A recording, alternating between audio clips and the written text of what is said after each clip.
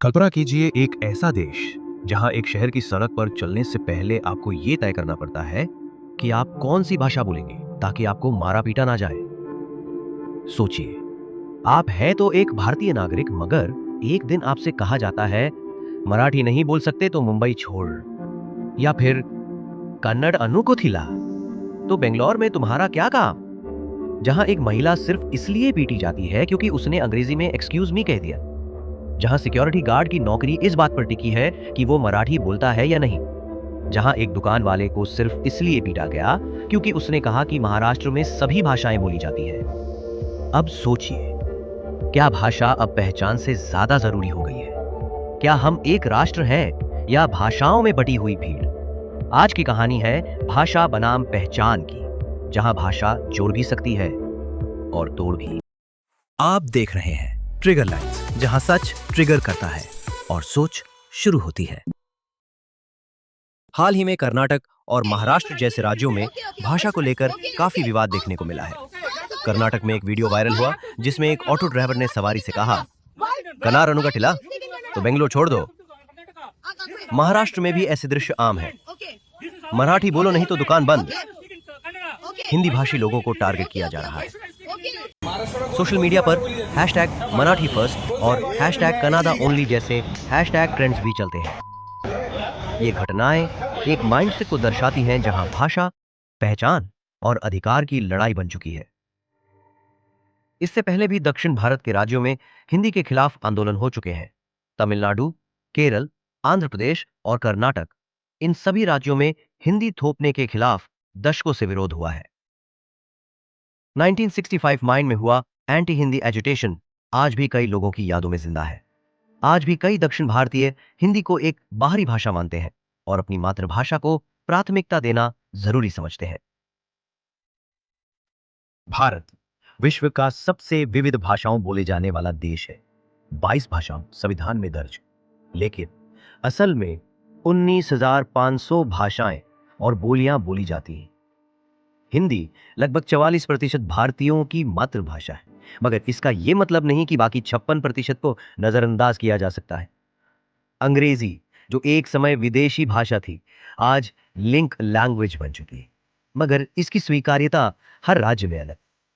भाषा सिर्फ कम्युनिकेशन नहीं, ये हमारी संस्कृति, इतिहास और पहचान की आवाज है।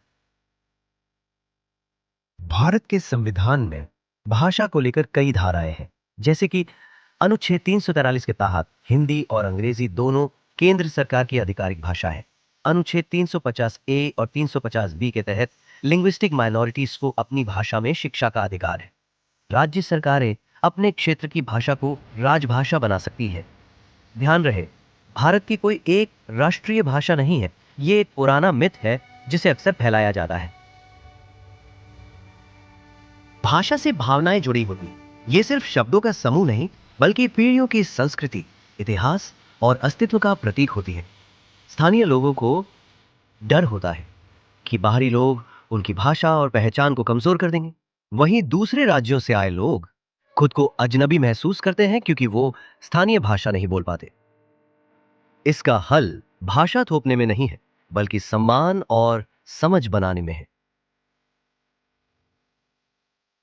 स्विट्जरलैंड, जिसकी आबादी 1 करोड़ से भी कम है, वहां 4 भाषाएं जर्मन, फ्रेंच, इटालियन और रोमांस बोली जाती हैं।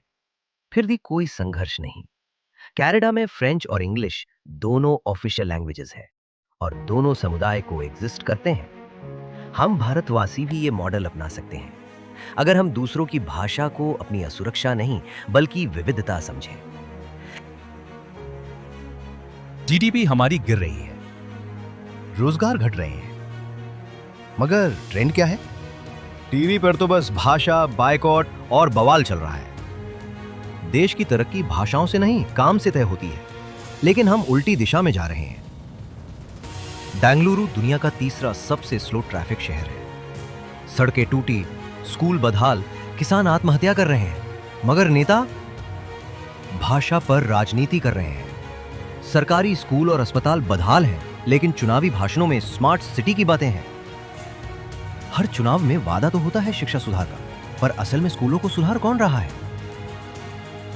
कर्ज मंडी का संकट और एमएसपी की अनदेखी से हर साल हजारों किसान आत्महत्या करते हैं। यही असली अन्नदाता की कहानी है। लेकिन ये मुद्दे अब टीवी स्क्रीन से गायब हैं। भारत जैसा विविधता वाला देश तभी मजबूत रह सकता है जब हम कम से कम 2 भाषाओं को सम्मान दें। एक अपनी मातृभाषा और दूसरी वो जो दूसरे से संवाद का पुल बने, यानी 2 लैंग्वेज फॉर्मूला। और इंग्लिश को एक न्यूट्रल लिंक की तरह अपनाना, जो किसी की मातृभाषा का दुश्मन नहीं बल्कि सबके लिए एक जरूरी स्किल है।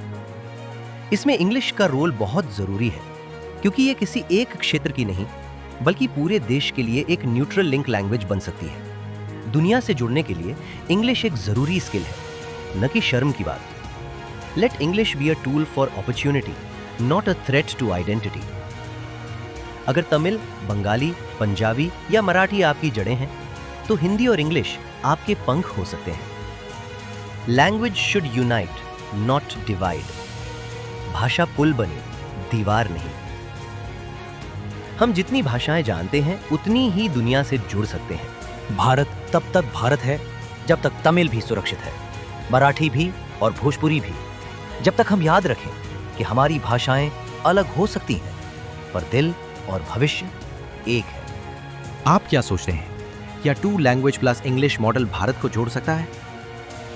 कमेंट में बताइए और ये वीडियो शेयर कीजिए ताकि ये बहस सिर्फ बहस न रह जाए, समाधान तक पहुंचे। जय हिंद।